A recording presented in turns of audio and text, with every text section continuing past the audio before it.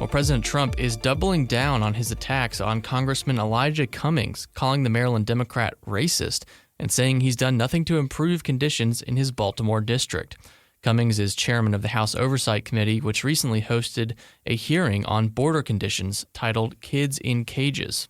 Trump initially lashed out at Cummings on Saturday, tweeting, quote, "Representative Elijah Cummings has been a brutal bully, shouting and screaming at the great men and women of Border Patrol about conditions at the southern border, when actually his Baltimore district is far worse and more dangerous.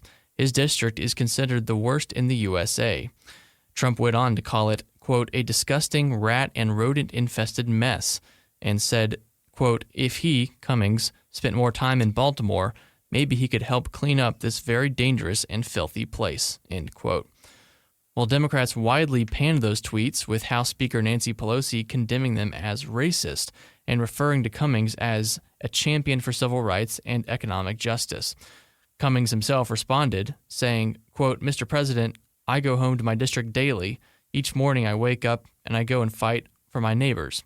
It is my constitutional duty to conduct oversight of the executive branch, but it is my moral duty to fight for my constituents," end quote. Well, even the Baltimore Sun responded to the president's words, saying, quote, "better to have a few rats than to be one."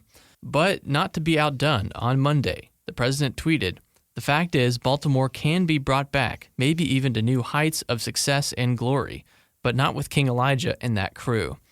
When the leaders of Baltimore want to see the city rise again, I'm in a very beautiful oval-shaped office waiting for your call." Activist and Minister Al Sharpton is jumping on the outrage bandwagon in response to President Trump's Baltimore remarks. Here's what he had to say at a press conference on Monday. As for his attacks on me personally, Donald Trump and I have known each other 25 years. I've marched on him with Central Park 5. I've dealt with him on the birther issue. He can say what he wants. Calls me a troublemaker. Yes, I make trouble for bigots. I made trouble for him with Central Park. I made trouble with him for birtherism. I'm going to keep making trouble for bigots. As far as me being a con man, if he really thought I was a con man, he'd be nominating me for his cabinet. Trump responded on Twitter saying, quote, "I have known Al for 25 years. Went to fights with him and Don King. Always got along well. He loved Trump. He would ask me for favors often. Al is a con man, a troublemaker, always looking for a score. Just doing his thing. Must have intimidated Comcast, NBC. Hates whites and cops," end quote. Well, a 6-year-old boy was among 3 people killed on Sunday at a food festival in Northern California. The shooter used what's described as an AK-47 style rifle before being fatally wounded by police officers on the scene.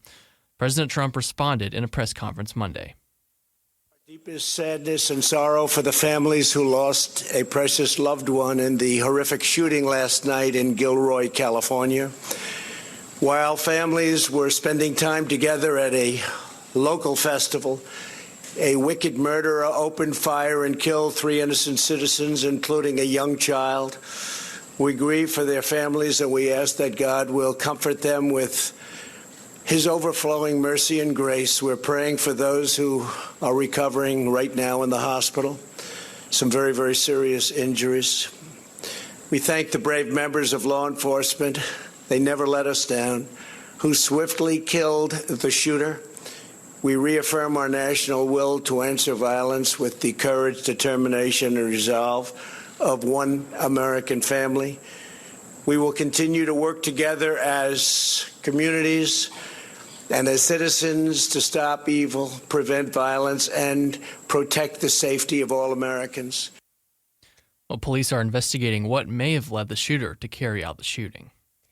President Trump signed a bill on Monday extending the 9/11 Victims' Compensation Fund, extending the program through 2092. The bill passed through Congress after extensive lobbying from 9/11 survivors and comedian Jon Stewart. Here's what the president had to say after the signing.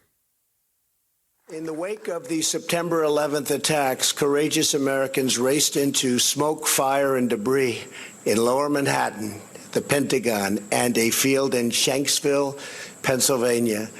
The whole world witnessed the might and resilience of our nation in the extraordinary men and women of the New York Fire Department and the New York Police Department, selfless patriots of unmatched character and devotion. I grew up with them, so I can tell you that's absolutely true. Well, Texas Congressman John Ratcliffe could soon become the next director of national intelligence. The president announced that the current director, Dan Coats, will soon be stepping down. Ratcliffe thanked the president over Twitter, saying, quote, "President Trump's call to serve in this role was not one I could ignore, and I am incredibly thankful to him for this great honor. I look forward to my new role with energy and focus," end quote. Ratcliffe has represented Texas's 4th congressional district since 2015, serving on the House Intelligence, Judiciary, and Homeland Security committees. As late as 2012, he was the mayor of Heath, Texas.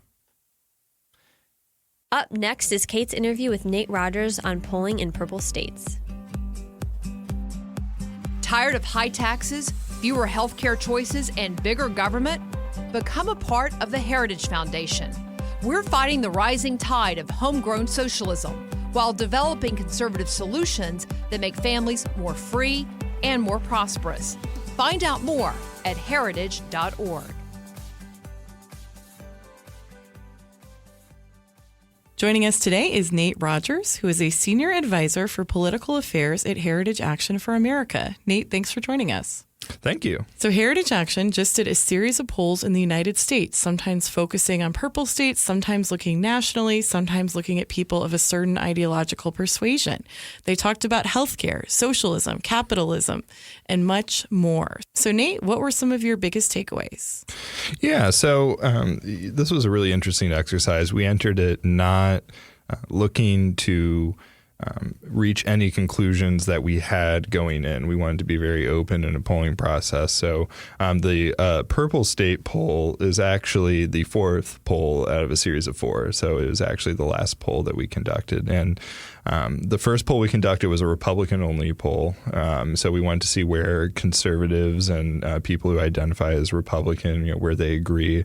We know in the past there's been like a lot of divergence of opinion, so we wanted to see exactly where opinion kind of combines from a policy perspective. So that was the first poll, and then we did kind of a purple congressional district poll where we looked at kind of places that could go either way and have a lot of diverse folks in those districts, ask them a similar set of questions. And then we did a national survey, and then the swing state and then the purple state survey. We wanted to get into a place where we could see what policies in the year 2020 really cut through the noise and cut through the personalities of politics. A lot of the personalities and sort of tact of different characters in politics, really kind of take over the agenda. We wanted to see what policies really bring Americans together and different groups of Americans. So that was the endeavor, and we have some interesting insights. Okay, so your poll also got into what Americans think about capitalism and socialism. Tell me about that. Yeah, so we wanted to really get into the meat of where the sentiment is. There's been a lot of talk about, well, we shouldn't call capitalism anymore. We should call it freedom. We should call it, just like liberty and free markets. We wanted to get beyond any of the semantic aspects of it. So we just put 2 statements to our survey respondents, and we asked them, thinking about different forms of government, which of the following statements do you agree with most? So the first statement we put out was, some people say that free market capitalism is the best form of government because it gives people the freedom to work and achieve their potential. They say it's not the government's job to pick winners and losers, and that government intervention only leads to inefficiency and abuse of power. So that was one statement we put forward. And then the other statement to choose from was, other people say that socialism is a more fair and compassionate form of government. They say that corporations have too much control and that the capitalist system is set up to favor the rich and powerful. They say that the only way to police corporations and protect the citizens is for the government to take a larger role in managing the economy. So we wanted to be as fair as possible in those 2 statements. And really, when describing socialism, we wanted to describe it in the glowing terms that the extreme left uses all the time. So asking that, 60% of our respondents said that capitalism agreed with the capitalism statement. 60% agreed with the statement describing capitalism being a better form of government. Only 23% opted for the socialist statement. So take heart. This is something that we've really taken heart in, is that the majority is still a capitalist. The majority of Americans are still capitalists, which is great to see. So there's been a lot of talk about, the left seems to have gotten much more aggressive in recent years, both on a rhetorical level, but also in some of the policies. The Green New Deal, Representative Rashida Tlaib recently called for a $20 an hour minimum wage. The House, of course, passed a $15 minimum wage. But, a lot of it is just the rhetoric, the fights over almost culture war issues. What did this polling of these purple states show about what people think about where the left is going? Yeah, the left is absolutely moving in an extreme direction, or at least most voters believe that. We asked, basically, do you think that the left is pushing the Democratic Party, a bit too extreme? And 50% responded in the affirmative compared to 45% that disagreed with that statement, and 43% strongly agreed. So, and this was reflected across all the states we surveyed. So, yeah, there's definitely a national sentiment that the left is pushing way too far. And unfortunately for people who identify as Democrats, a majority of those people who identify as Democrats actually support those policies and back them. So really, the left is finding themselves in a difficult situation where a majority of their base is really supporting policies that are just out of step and out of touch with the American people at large, or at least the voters we surveyed. So I would say that during President Trump's years in office, one of the biggest fights we've been having on a cultural level is political correctness. And yours was, I think, one of the first polls I've seen that actually asked people about that. What did you find was the attitude in these purple states toward it? This is a question that we first asked in our first survey, surveying people who only identify as Republicans. And we found that even amongst very conservative folks and folks who identify as more moderate, political correctness is a huge issue. It's something that, a little over 70% people identify as Republicans said was a major problem, and that was pretty striking to us.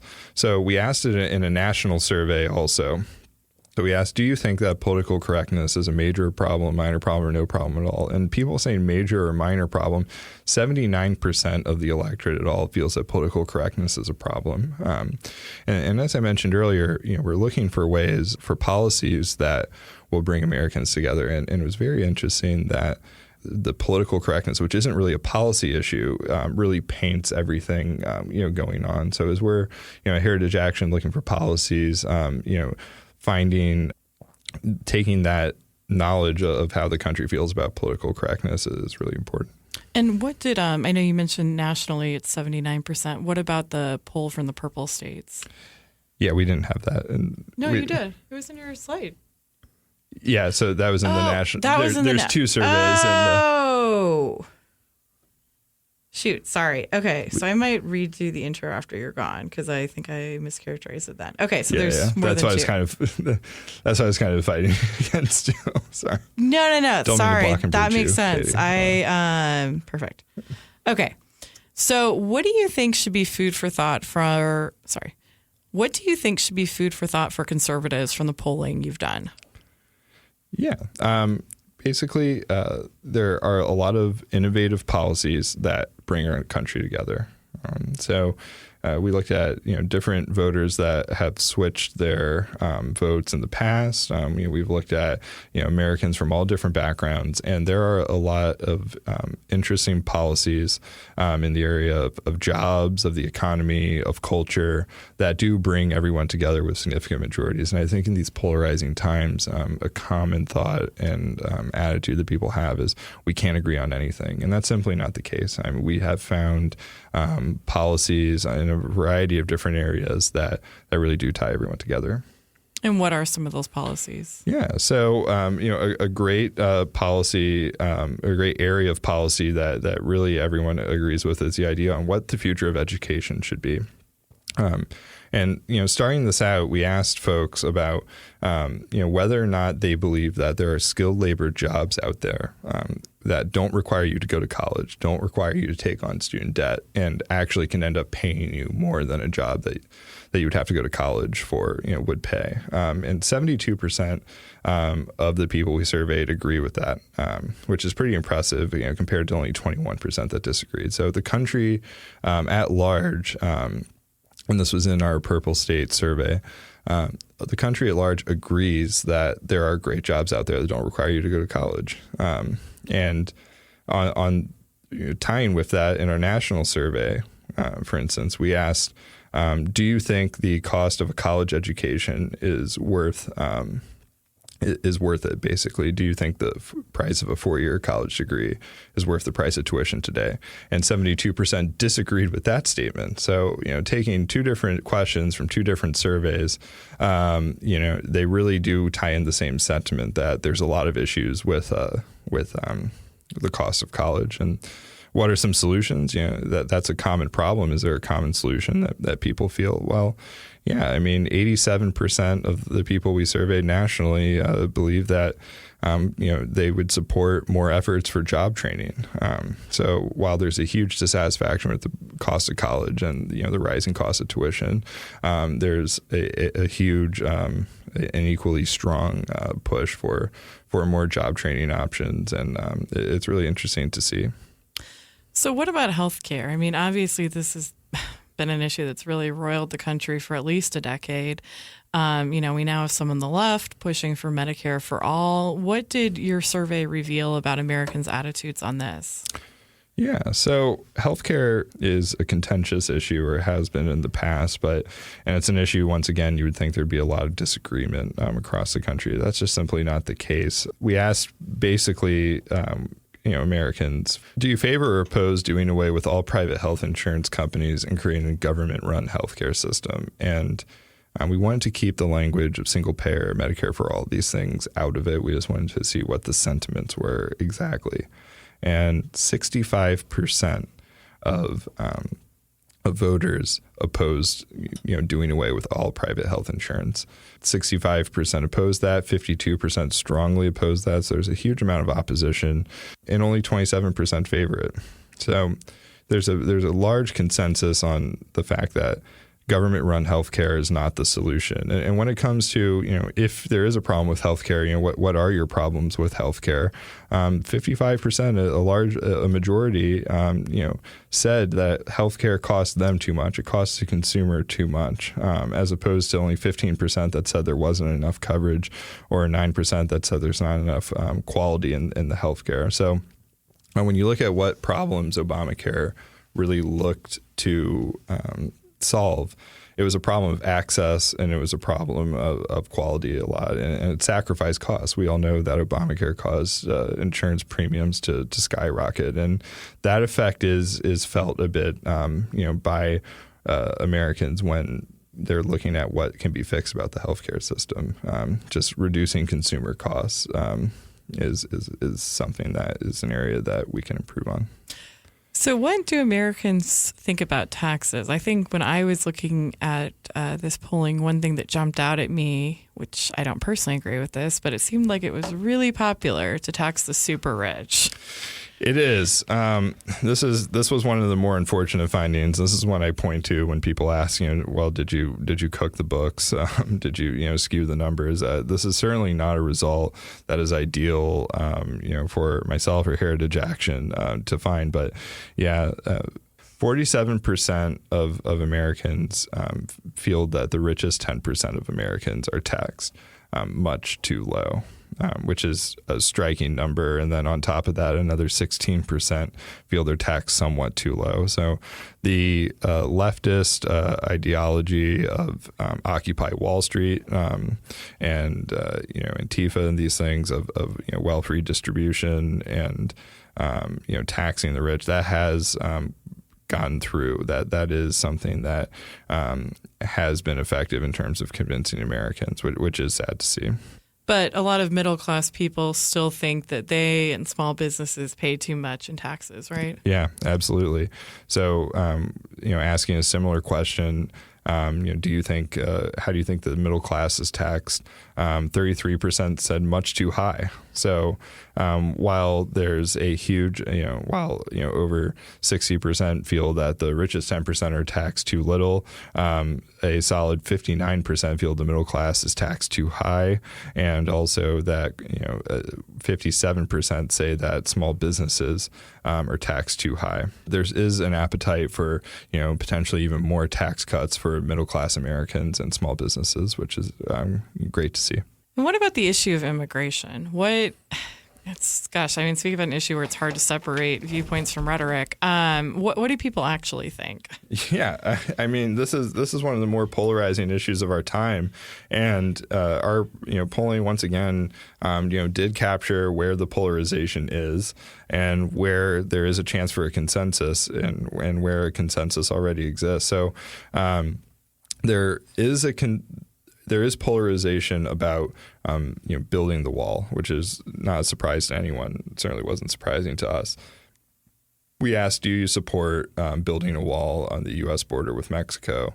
And it was very split. It was a statistical tie in our national survey, which is a bit surprising based on what we see the media reporting, at large, is that, maybe it's just a small minority of Republicans or, maybe conservatives, the outspoken conservatives are the only one who support a border security, but that's just not the case. So 48% support building a wall in the U.S. border with Mexico and 49% oppose. So that's a statistical tie within our margin of error.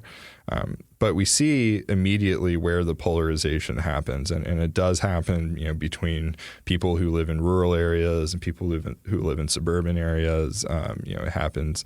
There's a split between men and women on this issue, so it is polarizing. We pick up the polarization, but when we expand beyond the wall and we look at different other solutions to immigration, not solutions to border security, but just other issues within the umbrella of immigration. We see a lot of different things, like skills-based immigration, for instance. We asked if more legal, it's important to say, legal immigrants are admitted to the United States, should priority be given to immigrants based on their skills, or should priority be given to immigrants based on whether they already have family members in the country? And 51% of our national likely voters that we surveyed said skills, which is a huge number, especially compared to only the 29% that said family.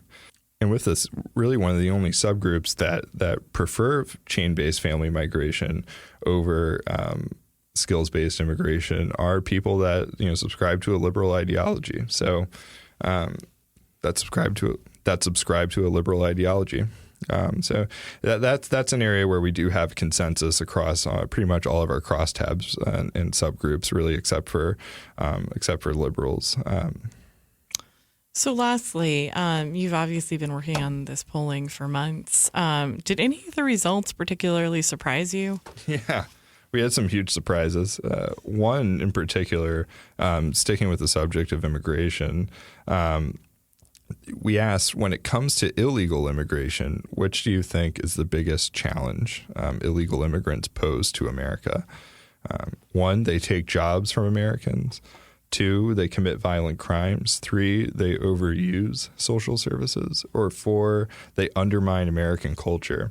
And huge surprise here, 37% of the electorate said social services. And the social services we listed in the question were schools, hospitals, and welfare.